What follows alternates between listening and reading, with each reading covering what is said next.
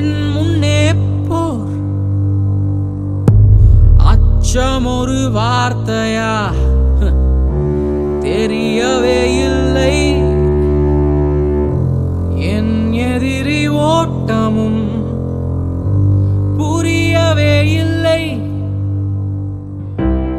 அமர்ந்த இடத்தில் இருந்து புரட்சி துவப்பேன்.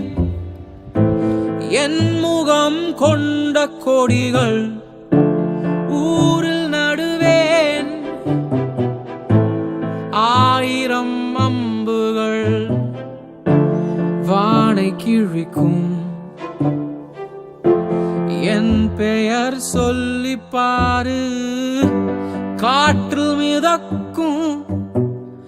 நான் முக கண்ணாடி பார்த்தால் பழைய அரசன் தோன்றுகிறான்.